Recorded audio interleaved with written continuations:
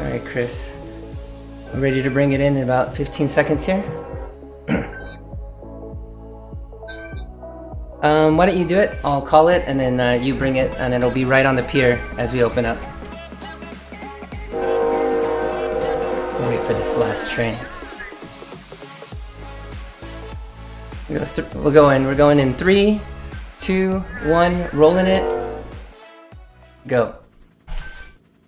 Good morning, everybody, and welcome out to this ODivaZ Ladies Race, the last one of September. Well, it's almost October, and we're excited to see what these women have brought to the race course today.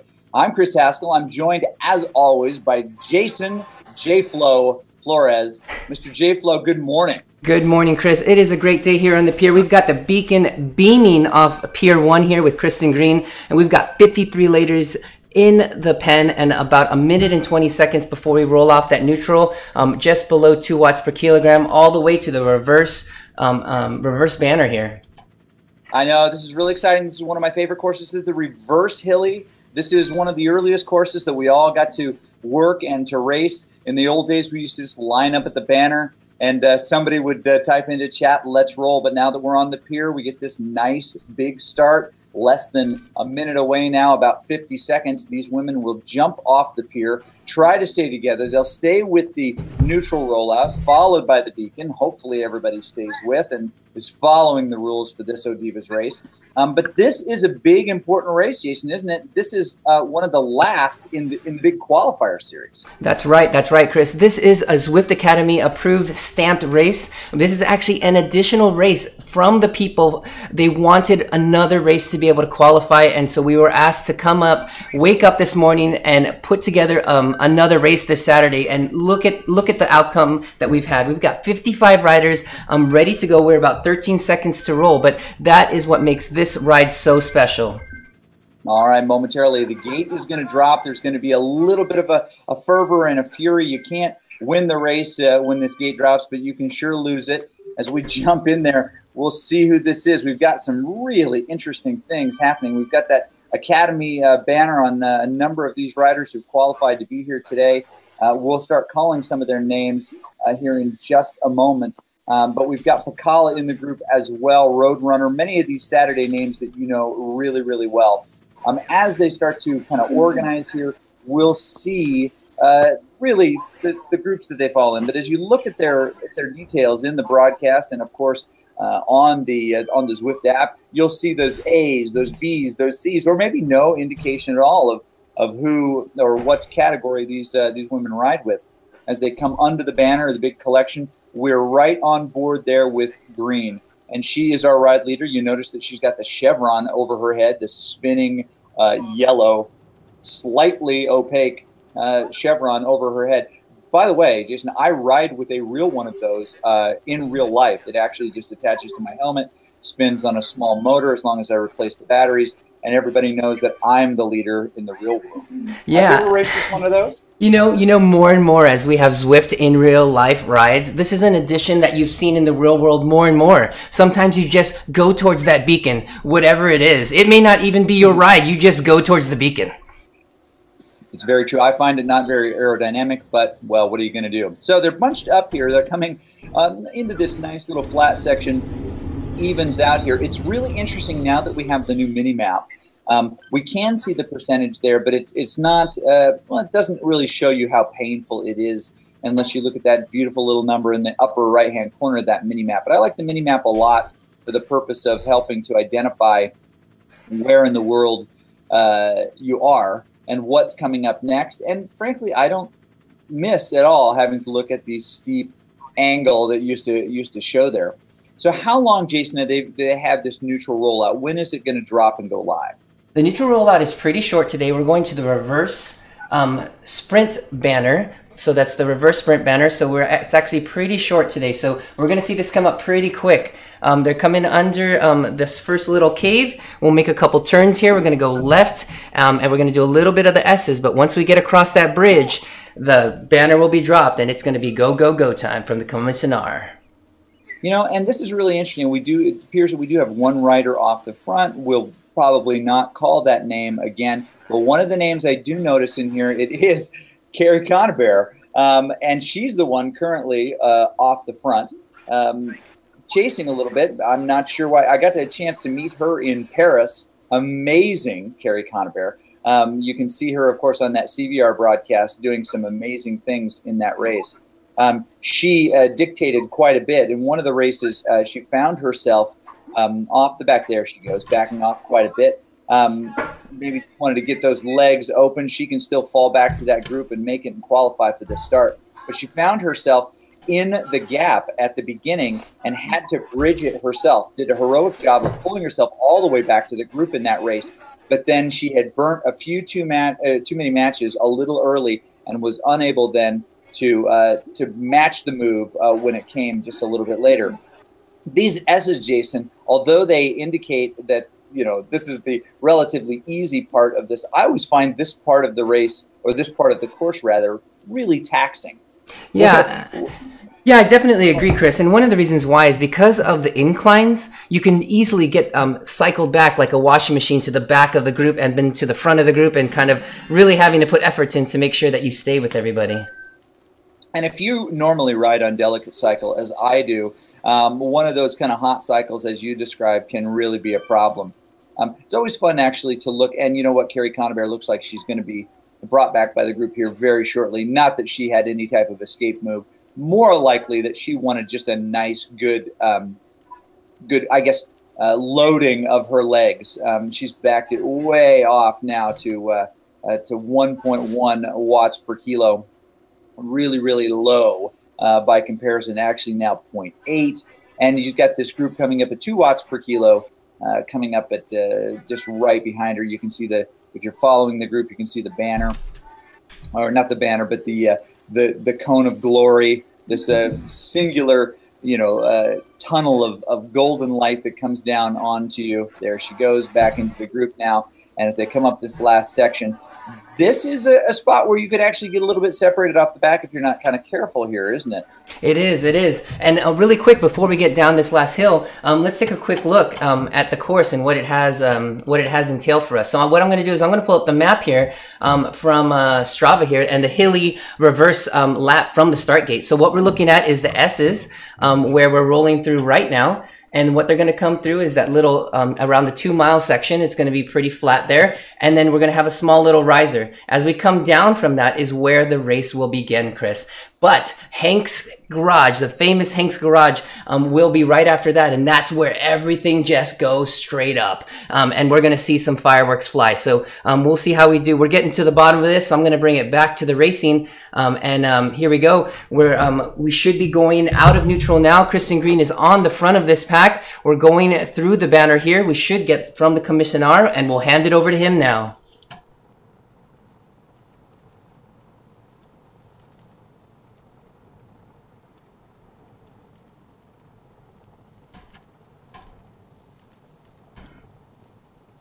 It's close.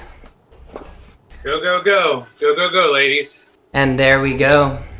The commissar reports Kristen Green. If you look over her shoulder, there's a little bit of a push at the front, but boy, none of the watts are that big. But you hear the train coming through, which means it's about to get going. Kristen Green, who is our ride leader in this case, helping us with this neutral rollout, make sure that she is at or near the front. You see a lot of really common kind of standard jerseys. That is that beautiful. Oh, we've got a little bit of Farstad off the front here, Norwegian rider. Doing a big turn at 4.5, 4.8.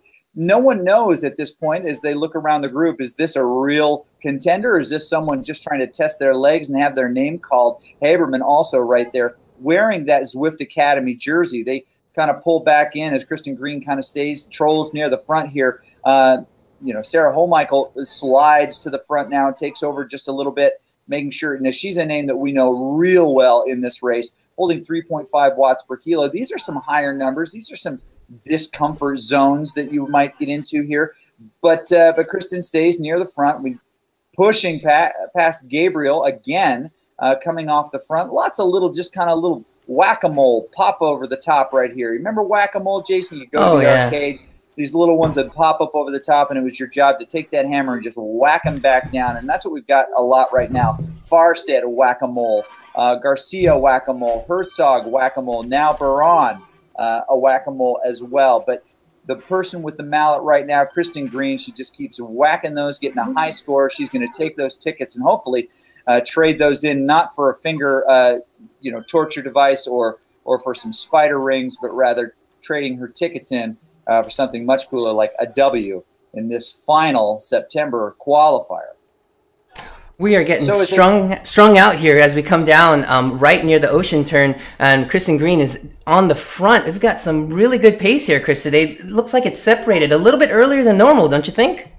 Yeah, it does. And as I kind of bounce around, I don't want to get too far from the back of this. You see some gaps, and that mini map really helps you to make sense of what those look like. In fact, it looks like Roadrunner is on the back side of, well, nope, she's on the front side of a halfway decent split up there. But Carrie Conabear finding herself in the gap again, trying to cover that distance as they come up to the bridge to pull herself back to Herzog, Clark, Wood, Lane, and the rest of that big main chase group. But I think that we're about to see things get really, really tough.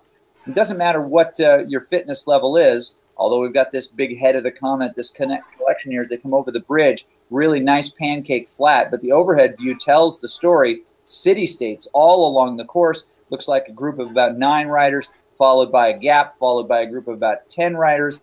And they're going to want to pull these things together. But it's going to blow up here. Even though we've got 3 laps of this hilly reverse, it's going to blow up here about the time we hit Hanks. And we cross past the line. We look over. Hanks is closed. You can't stop today and get yourself a Slurpee or some ding-dongs. You're just going to have to take what's in your bag and a couple of ride-ons and go up this hill under the statues with what you've got on board. Nothing really big. Well, I take that back. 4.8 is plenty big, and they stretch out a little bit here. Jason, as they hit this tough part, the 11% on this hill, what is the thing that you are looking for as a rider to make sure that you're not going to die here? Yeah, so the paces up here can go very, very quick. And as you know, that as you see this front group hitting just under 5.0, not shy of going over that limit there, what you want to do is make sure that you are with this front group, but not necessarily leading this front group. They still have to climb this 2 more times after this. So really, in a rider's mind should be, I need to go as hard as I need to go to stay with this group without having to push this group to go harder. They are just at the limit of 4.5, 5.0. Now Kreider pushing 5.5 to really push these ladies to say, if you're going to want to be on this wheel today, you've got to make it over now. You're going to see riders popped off the back one by one as every time we come under these famous alien bikes here as we go up the reverse hilly here, Chris. Well, and Kristen Green has had to put down the mallet. She can't play whack-a-mole right now. She's just trying to hang on for dear life. I don't know what kind of arcade game this is. We'll come up with it in a second. Certainly not skee ball. Might be hoop shot. But she's doing everything she can to hang on to this group. She pulls herself back to this lead group. You're not going to get away at this point, a single rider. This is too strong a group with too many folks in here. You know, a couple of people have managed to pull themselves back into the fray, so to speak, and one of those being Carrie Conabear, who's climbing herself up. She's 3 seconds behind Green at this point as they're really, really strung out. But she's doing her best, the BRT rider, Carrie Conabear, to stay in this collection. This is one of the races that she really wants. Now, she's proven herself on big stages before, but she definitely doesn't want to get on the wrong side of this break. And that's really kind of the strategy of a virtual race like this. You can really put yourself in a bad spot just by allowing little gaps to form, just like in real life races. And if there isn't somebody as strong around you, then you come into trouble. So in real life race, what are some of those tells when you roll up to the line, Jason, that tells you this racer is probably pretty strong, even before you've seen them ride? What are some of the tells for you?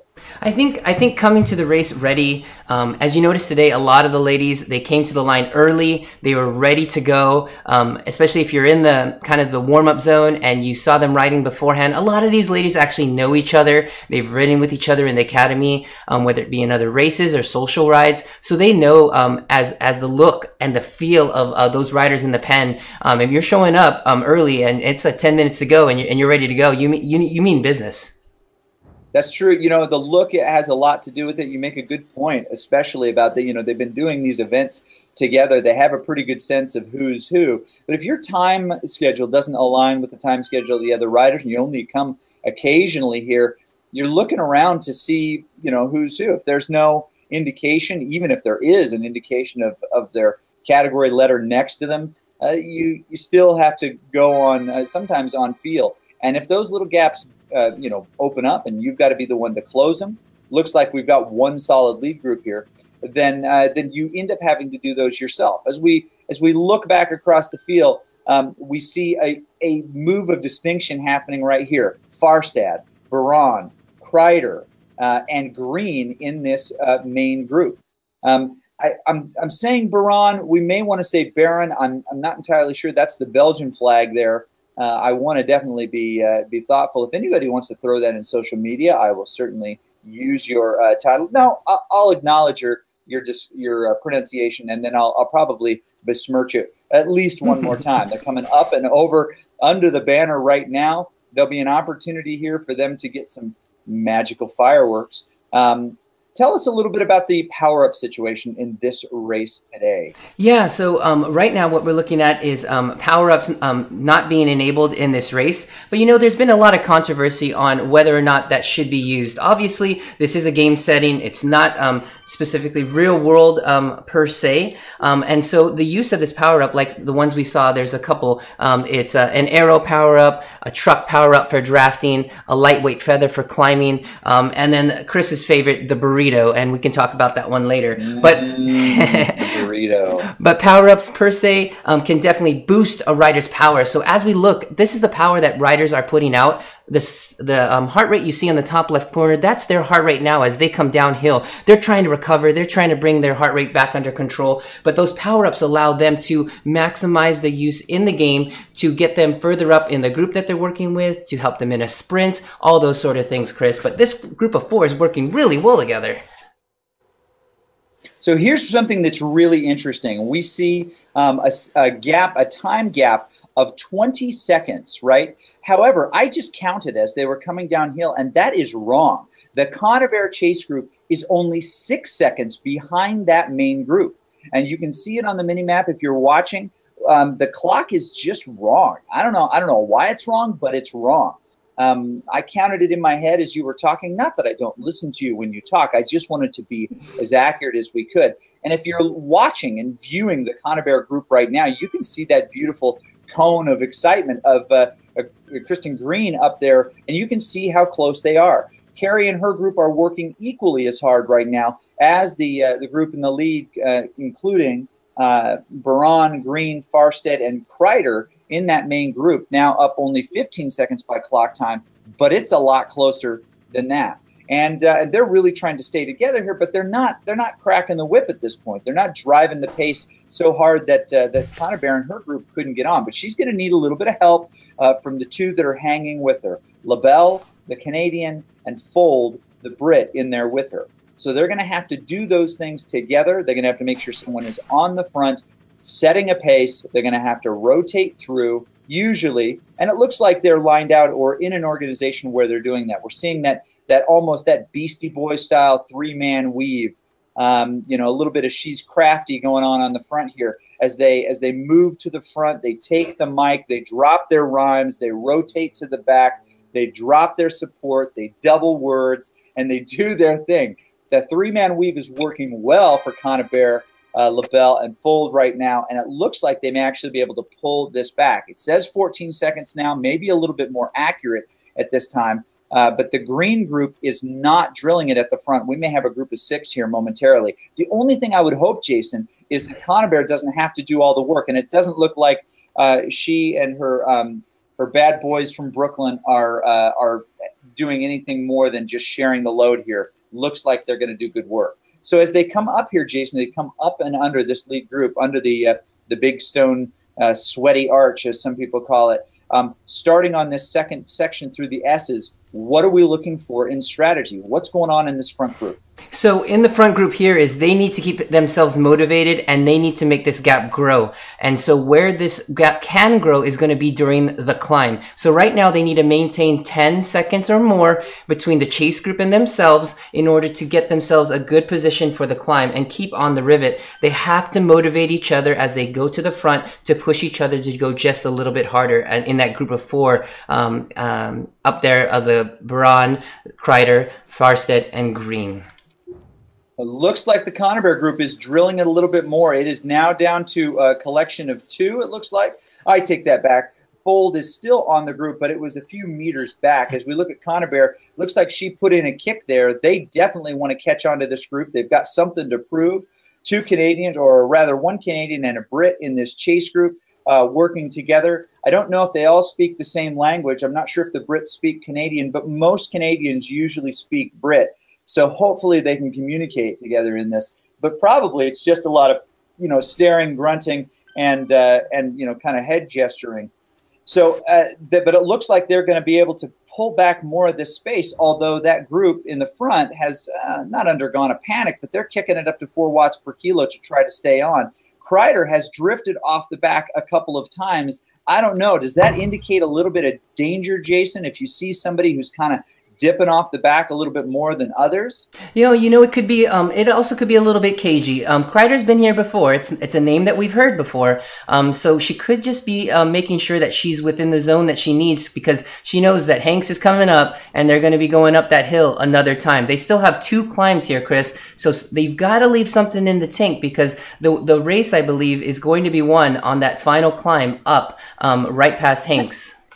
If you guys are playing your ODivaZ or ODivaZ bingo at home, it's important that Jason just called out the word cagey. There's no doubt that cagey is on your bingo sheet, probably I-4. That's usually where it's located. So again, the word is cagey, right? We have a lot of cagey racers in this. They've done this enough to know just a little bit of strategy. They've also they're really thoughtful about when they use the power that they have. It's just not all out all the time. That word cagey is a good vocab word. In fact, this race is brought to you today by the word cagey and the number ouch. We're going to see the number ouch here very soon. We've seen it a couple times. The number ouch will be the sponsor specifically of the climb. But the word for the day is cagey. They come under the banner. We see somebody, looks like Green and Baron, both set new PRs in that section. So they're not backing off at all. I like that we get the pop-up now. John and the Code Monkeys have done a nice job adding more words that we can understand on there.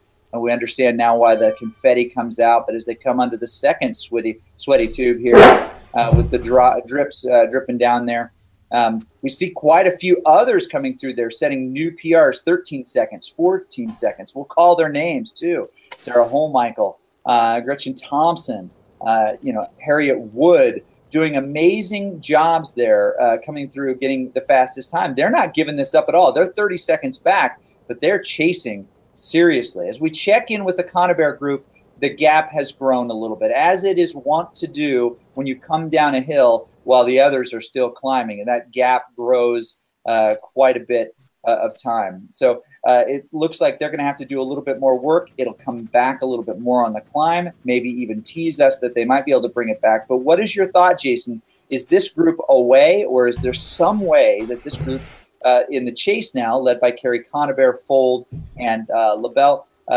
can actually come back? I think there's still a chance. We're still 30 seconds. We've got 2 climbs to go. I think it's really going to test the legs here. This front group's put a lot out, Chris, considering they have not done the second climb yet. So we'll see how much more of this effort that they can climb, because legs, we're hitting that, that 20-minute mark, and then very closely after that will be the time where it'll be time for those legs to go, because that we know that after 20 minutes, efforts can definitely decrease, and as we come here through the S's, kind of finish that up, it gives us a good opportunity to kind of talk a little bit about Zwift Academy. So I'm going to jump over to something really quick. We'll keep the race down here in the bottom corner here, Chris, but we're going to jump over to a quick Zwift Academy video just to tell the audience a little bit about Zwift Academy, okay? Here we go. I love it. Launching a to find the next pro competition exceeded all expectations. Over 1,200 women from 51 countries signed up to take the challenge in Zwift. In a truly grand finale, on the island of Majorca at Canyon SRAM's training ground, Leah Thorvaldsen was crowned the 2016 Zwift Academy champion and the newest member of Canyon SRAM Racing. This year, it could be you. Oh wow, I could have a shot at a pro contract, but it's for anyone. It's a huge step forward in your own system. So it's not all just about the one person who's going to get a pro contract. It's a win for everyone who's involved. Zwift Academy is this great program where Zwift is trying to get the women more involved. It's just this huge, to me, a great community. There's women coming up. I get how this could fit into my life. What I think is so nice about Zwift Academy, I really think that it was inspiring lots of women to take part in this adventure. Maybe they've gone far beyond their own expectations. How far I got in Zwift, 1,200 females that joined, and there were 100 females that finished Zwift, and I can't believe I was one of them. Yes, it's hard. Come on, you can do it, you know, just do your best, because it's not just the physical side, it's the determination and to boost your confidence in anything else you do, not just cycling. Find out how strong you really are. Find new friends from around the world. Find out if you have what it takes to go pro. Do not wait, just follow your dreams. Be the best cyclist you can be. Head over to academy.zwift.com to find out more and sign up today. All right, Chris, we'll bring it back. We are actually mid climb here, and looks like we are down to the 4 riders. I think they're still together here, Chris. Really putting an effort. These legs are not fading. What do you think of this? Boy, they're not. They're doing a great job here, and these Zwift Academy racers are showing again why this is such a tough festival, competition, what you call it. But Farstead, again, testing the will of those in front of her. She's in a towel fight. She's taken that thing in the locker room, and she's whipped it up, wet the tip, and she's snapping the other riders, and they're like, come on, sis, that's not cool. Kristen Green is the one that's fighting back here with her towel, about to whip Farstad in the backside as well. But it looks like Baran and Kreider may have said, this is too much for me, and it's become a 2-woman race here at the front. They're back off just about 3 seconds now, pushing hard, but they're not doing the same watts per kilo. The Farstad is on the front. She's definitely driving the pace here, the Norwegian rider. Green is going with her. She's not going to let this happen. The gap continues to grow. And Baran and Kreider are now officially OTB, which is not a set of letters that you want next to your name. In fact, any bike race, you don't want any letters next to your name. You don't want DNF. You don't want DNS. You don't want DFL. You certainly don't want OTB. And that's what we've got going on right here. We've got Farstead and Green now leading this race official and doing everything that they can to stay on the front. That gap grows to 8 seconds. Who knows? This could grow to 99 seconds here in a second, because it doesn't look like Green or Farstead are backing off at all. This is the tough spot. Only 2 times through the race. There's quite a bit of race to determine what happens here, but it looks like they're throwing everything they can at this chase. And I mean Baran and Kreider, and the gap is still growing, Jason. So as we look at this lap right here, as they come up over the top here, we're going to see some interesting things happen in the chase group behind. This puts Baran, Kreider, and let's be honest, the podium now in reach of this chase group that includes Fold and Carroll and Lane, Holmichael and Howard, who are all in the chase behind. How does this change the really what's going on in this event? Yeah, so while we stepped away for that break, we saw 2 riders come up, separate themselves, but look at this second chase group, Chris. We're looking at 7, 8, I'm counting almost 10 riders all within a minute. So you're right. Kreider and Baran need to keep that gap of 13 seconds or bring it all back together. But you need to remember that means everybody in that group, that 10 or 15 riders, will be fighting for that 3rd slot, whether they be a B or an A rider. The overall will be up for grabs, because these 2 riders are definitely riding up over the KOM just as we speak right now. No kidding, and we'll have to try to gain access to some of the private journal entries of some of these riders to find out exactly how that went down. Carrie Conabear, who I would have expected to be in that group, is not, and so I'm just imagining that that at some point she'll give us access to Dear Diary. Here's how the second lap went. When that group came by at Hanks, I was unable to match it. Also, Brad is super cute.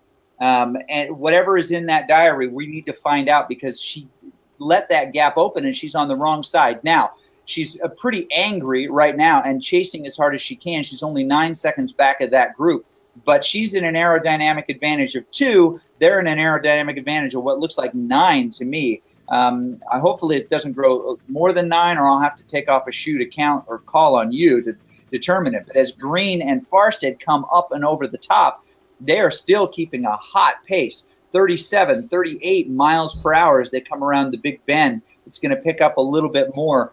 The Kreider chase and the Baran chase, they're coming down the hill, but they're not going to catch them. They're not even together at this point. It looks like they could very easily get chewed up by this group of Allie Clark, Kim Howard, Carol, Stephanie Holmichael, and the others, as they are a big really meaningful battleship coming down the hill here. They'll have to really get their speed up as they come down to be able to take advantage of this, but they've got to keep somebody rotating and driving on the front of this thing, or they're not going to gain any of this time back, are they, Jason? No, they're not. They're not. And as we come down, I'm going to switch over to Zwift Power really quickly here, just to kind of show where the riders at home, if you can describe kind of what we're seeing here on Zwift Power, the little groups.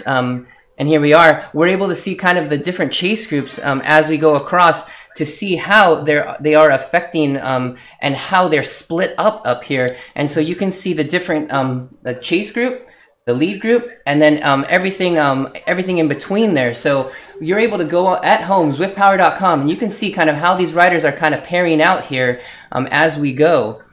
So I'm going to jump back into the race with Kristen Green here, and then we'll bring it back to you, Chris. Go ahead. Okay, you know what? I've just done some research on the interwebs myself, and while they've been working together quite a bit here, it appears that that Green and Farstead have unfriended one another. There we go. One to go. One to go. Thank you, Commissar. Appreciated much. But it looks like Green and Farstead not only have they unfriended each other, but I just checked into Farstead's MySpace page, and Green is no longer one of her top 5. It's getting serious at this point. The friendship has fallen apart, and they are looking for the top spot on that podium. It is sad to see, from friend to frenemy in such a short time, but that's what racing is all about. I would imagine they'll hug it out at the end, be friends again. But right now, there's an opportunity to win the race, and it is not available to both of these women, if my math is correct, Jason. Can you correct me on that? That is right. And as John Madden would say, whoever scores the most points will win. But in this case, whoever passes the line first will be the winner today, Chris. That is so true, John Madden, a prophet in his own time. So lots of people setting PRs as they come around. Lots of thumbs up there. And it's a really, really cool thing. A lot of people probably wish that that wasn't the thumb poking up, but a different finger, so that they could give that finger to the person in front of them. I would certainly do it if I were off the back right now. But that big chase group looks to be a niner again here. Carrie Conabear is now only 13 seconds back of that group, but it may be too much, too late.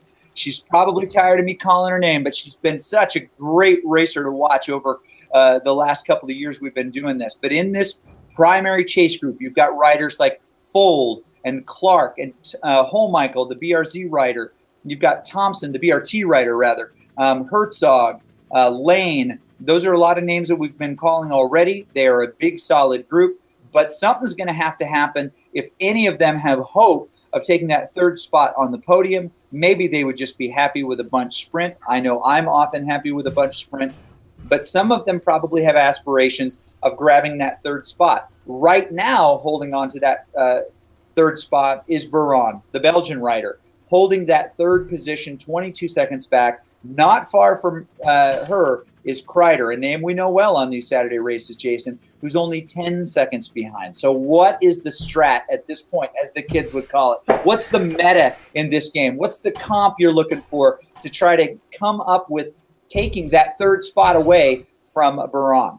I think patience here, Chris, patience. We've got one climb to go, but we know, and you can see those numbers, that 3.3, that 3.7, that's the watts per kilogram that these riders are putting out. Baran has put quite a bit, and she has decided to not ride with Kreider. She's got, you know, a good, 20 seconds to Kreider, so Kreider should most likely be rolling back to this group, and I think just patience for this group to really grow up, because there's only one rider to catch, and really this group of 10 can really put some time on them with Megan Herzog on the front there, and those riders you mentioned with Lane really pushing the pace with Allie Clark there on the front right now.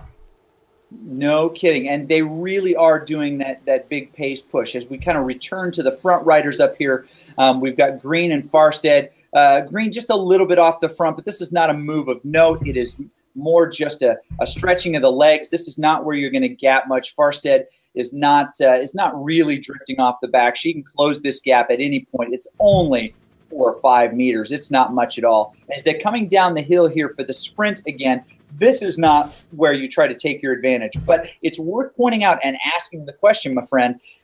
Farstead has shown her hand every time up the hill. She tends to kick it in about 200 meters or so beyond Hank's starting line. As you come up to the hill, she'll take a little bit of front. Green has always matched. Maybe Farstead is the stronger rider in this section. Maybe this really kind of allows her to dictate. But so if you're Green, what is your potential play here to give yourself the ability to maybe take advantage of Farstead? Do you put her in a spot of bother at a different time? Do you mix the embrocation into her chamois butter and cause her some really uncomfortable moments? And if so, when do you do it? Yeah, Chris, it's a really good question. So if we know that Farstead likes to put it down kind of on that hill towards the end of it to push up and over, what you'll want to do as an early rider, and we've seen Kristen Green do this before, she is, remember, the lead out for Taya Friedstedt not being here today. So we know that Kristen Green has that aerobic engine to put it down early. If she's able to put it down early and put the hurt in, it may be able to fade that at the top and not have Farstead push that same push at the top of the hill. So we'll see what they'll have to do today. Yeah, it's a good point. You want your rocket boosters to kind of line out. You don't want to just set them all on the launch pad at the same time. You won't get into orbit that way. But as Green kind of sits on Farstead's wheel here, this is the immediate race of note. Exciting to see. Boy, the gap is going to be so interesting because we're going to see some attacks and fireworks coming up and over the top of the hill at the same time that these racers are sprinting for the finish or darn near. So it'll be interesting to see how we call this. Ladies and gentlemen, if ever there was an opportunity to nominate Jason and I for a Webby, it may be today because this is going to be one tricky call. Green and Farstead coming up over the top here. Well, not over the top, rather coming past the waterfall. Baran 22 seconds behind, putting a bigger gap into Kreider. What's amazing to me is that Baran has held the same. Oh, Baran starts to toot that train. She's ready to do this, but she's been holding about 20 seconds behind here and actually starting to close it down a little bit. That third spot is hers. Z Kreider backing it off just a little bit. Well, probably not feeling like it's backing it off, but Baran's been able to capitalize on that. As the rest of the group, led by Sarah Holmichael now, comes down through that section, confetti flies. They can see Kreider off the front. She's going to get swallowed up by this whale of a group here, and hopefully not spit out the backside with all of the krill droppings. We would hate to see that. But that group has whittled down to what looks like 7. They're going to add Kreider, making it 8. But up here at the front, Farstead and Green about to cross the bridge. Then the action starts here. So if you're going to make a prediction here, Jason, and I'm not saying you're Nostradamus, you're Flotradamus. What is your prediction here, other than the world is going to end in the minds of these riders in about 60 seconds? You know, Chris, they have both been able to show they've got the legs to push over on the first two climbs at above 4.5. I think we're going to see an early move by one of these riders here at the bottom as we hit Hanks to kind of put some separation and see if they can break the other rider. This is where endurance, this is where those long VO2 max intervals, this is where how much you can suffer really comes into play as we make this final turn. They'll be able to see Hanks out there. I think one of these riders are going to see if they can break the other by going early and going hard.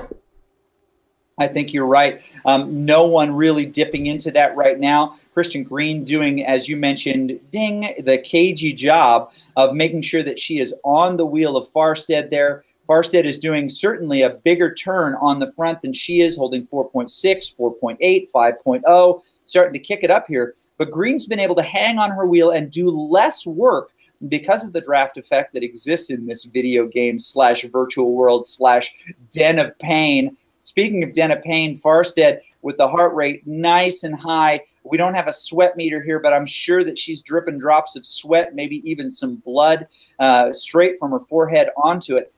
Green with a little bit more of a dig. She comes to the front now, 4.7, 4.8. Farstead stays on her wheel, 5.0 for Green. This is a move. She's gapped her a little bit, but there's not enough to break that aerodynamic advantage. Farstead responds. She really gets down in her cadence, 60 RPMs. She's probably geared way up, guessing she's out of the saddle wherever she is, and no one gets away at this point. Farstead still revving up that big engine. 59 RPMs. What is going on? That sounds like her thighs are on fire. In fact, this just in, I'm following her MySpace. Her thighs have a MySpace, and they are, in fact, unfriending the rest of us. Looks like they're going to close the account. She gets a good gap right there. Kristen Green now struggling to stay on her wheel. Looks like about 5-4 meters. No one's going to get away here. Now they're coming onto this flat section. I don't think they're going to be trading punches. Kristen Green, super smart rider, tucks right in, says, I need to do a little less work here and save my my shots for the end here. Keeping at least one more bullet in the chamber. Not sure when she's going to fire it, but it's going to come soon, no doubt. In the big sprint here, we don't know a ton about Farstead, the Norwegian rider, but we do know her as a climber. Boy, that evil low cadence coming up and over that 11 section. 11% section tells me that there's some strong legs there. Either that or the ability to just eat nails and then spit bullets. I'm talking Farstead now, super strong. What is your guess as we kind of come up to the finish here, Jason? Which of these riders has got the sprint, and will it even come to a sprint, or are we going to see some heroics before that? You know, looking at their Z powers and kind of looking at their max powers, I think we need to watch out for Baran to put down a high-powered finish here. So really the only battle to that is we need to see if Kristen Green will end up with an early run out, because she's got that diesel engine, she's got that power and that length, you know, to really put it down for a long time. She's got to see if she can push Farstead to go early on this sprint, because obviously from the climb here, we know that she's got the power way down low in that cadence, that Contador dancing on the bike style up the climb today. So I think they're going to need to take their tactics and to this final push. But I think Kristen Green's got to go early. Farstead's got to see if she could hold it back until the very end, because she's got that punch and that pop for the final sprint. So in that chase group, it looks like Lane, the ODivaZ rider, has gotten away here, chasing Baran down now into fourth position on the course. Baran 22 seconds ahead, but Lane is giving it all she's got. She's being chased by Howard, then being chased by Allie Clark in a small collection, then being chased by, of course, Sarah Holmichael in that group trying to do the work. It looks like they may be able to bring back Howard, but Lane may have gotten away and made a big move. As we come up to the top of this, it looks like Farstead on the front and Green doing a nice job, again, that word, cagey, and brought to you by the number Ouch, coming up and over this hill. They're coming up for the last time as they come up and over this banner. No power-ups available to them on the course today, which makes it just mano-a-mano, power v power, less kind of creative strategery from the power-ups here as they come up and over. Green sitting patiently on the wheel of Farstead. Jason, as you think about the strategy for this, when is the time to go? When is the best opportunity to gain an unfair competitive advantage in the lead up to this finish? You know, Chris, it was funny. If you would have asked me this a couple weeks ago before you headed off to Paris for the CVR, I would have said you have to count the corners as you come to the final finish. But if you remember in Paris, we had a rider that really hammered it on the downhill and kept it away in the men's race. Do you remember that? Oh, absolutely. Yeah, Bibby was able to do that, and it was incredible. Such a surprise, such a strange location, and used, of all things, a power-up that shouldn't have had any effect. Used the feather power-up on the downhill and actually got a really interesting gap. Surprised all of us, including his mom, who should have known. So as they come over the bridge here, we're seeing high numbers by all of them. Farstead trying to fight to stay on. It's so interesting as she holds that 4.5, 4.8. Ooh, big kick by Green there. We see her dip into the orange, but it is just to make sure she stays. Couple of pedal strokes right on the tail of Farstead. They're both throwing down big watts here. Last prediction, Jason, before we carry it to the big finish?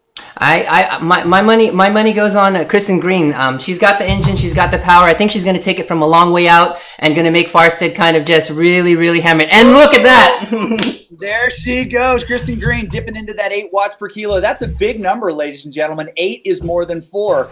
Just letting you know, that is just in. Science proved that. Kristen Green on the front here.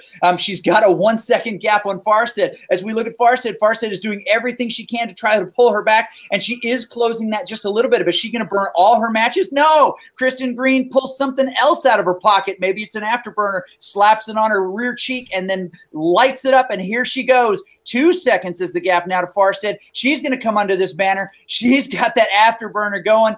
Farstead is going to chase her across the line, but it looks like Green, Farstead, and then Mitchell, the Sea Rider, who's now been lapped. But Baron is definitely the third one on the course here. The Sea Rider Mitchell may still get across the line before Baron, but technically she has a full lap remaining. Baron coming into that third position will probably be uncontested. Looks like she's riding side saddle now. That means relaxed in the biking world. Not sure what that's about. Lane easing it up here, but you shouldn't ease it up, Lane. LaBelle is right on your tail, and they are coming. This is the race, ladies and gentlemen. We've got a whole gaggle of riders coming in here, and they look mad, honking and tweeting and doing whatever they do. Allie Clark on the front of this group. They are going to gobble up Lane. I don't think there's anything you can do to escape this juggernaut. I'm sorry, Miss Lane, but it is not your day.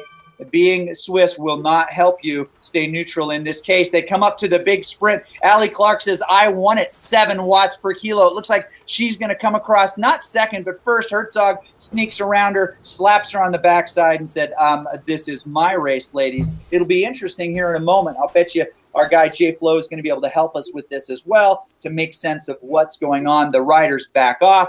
Kreider comes under. And we see the rest of this group. Fold, who was well featured earlier, Conabear, kind of trickling down through this group.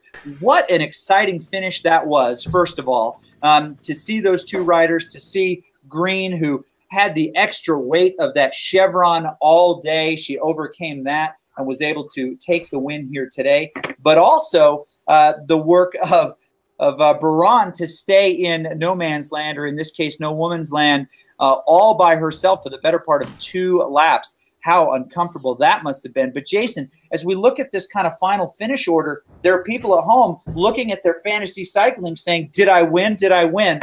Can you tell us how it all shaped out?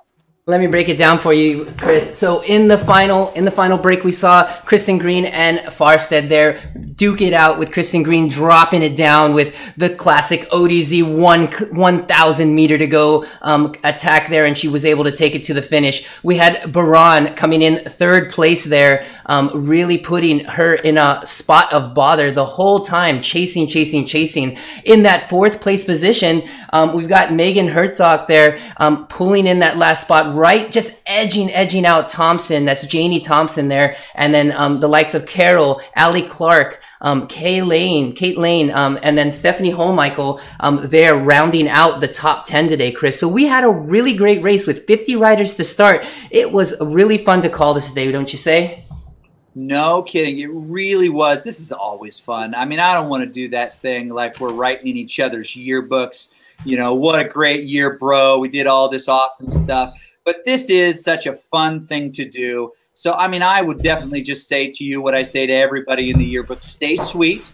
You know, stay in touch. Call me sometime. No. But really, I mean, it's fun to be with this group of people. We have such an affection for this group. This race doesn't end after today. This just formally ends the kind of immediate association with Zwift Academy until they do Zwift Academy the Moon. Maybe there'll be seasons of it like Survivor, right? They'll do Zwift Academy, you know, Fiji. They'll do Zwift Academy Amazon. Who knows? That could have a completely different sense of what's going on.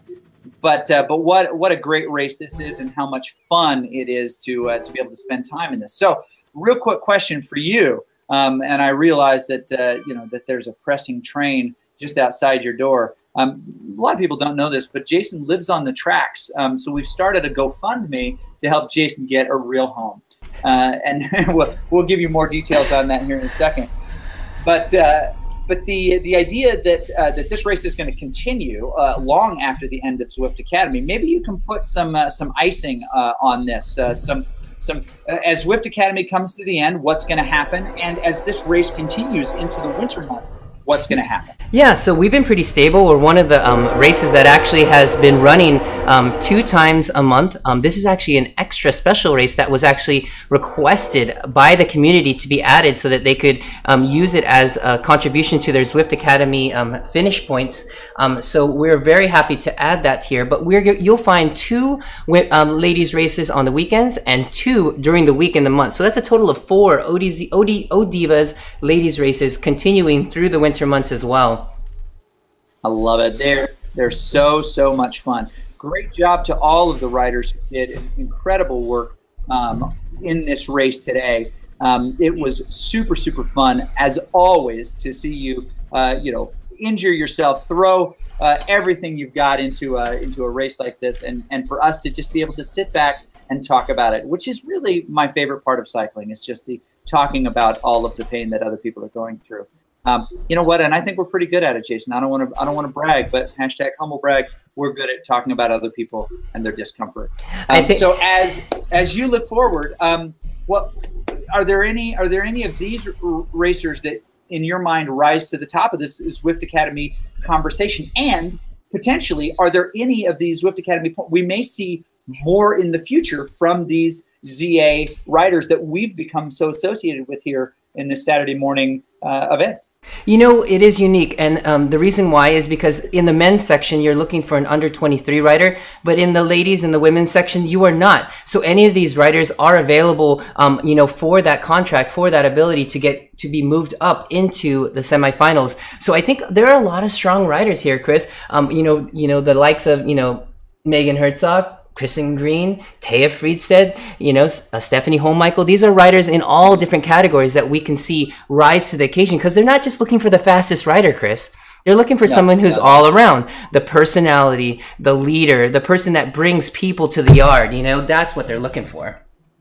Did you just make a milkshake reference right there? Speaking of milkshake, Carrie Conabear is one of those people who's an all-arounder. Now, that's not a heavy joke at all. She's really strong. She participates in a lot of things. She's an incredible personality. Of course, we'll put in, you know, kind of a plug for her in the process. The milkshake award goes today to Carrie Conabear. So as we kind of put a bow on this and we say goodbye to everybody, first of all, thank you for watching. Second of all, seriously, we need to talk about some real hobbies for you. If this is where you're getting your enjoyment, that we're going to have an intervention. Your mom will be there, your pastor will be there, but we're here because we love you.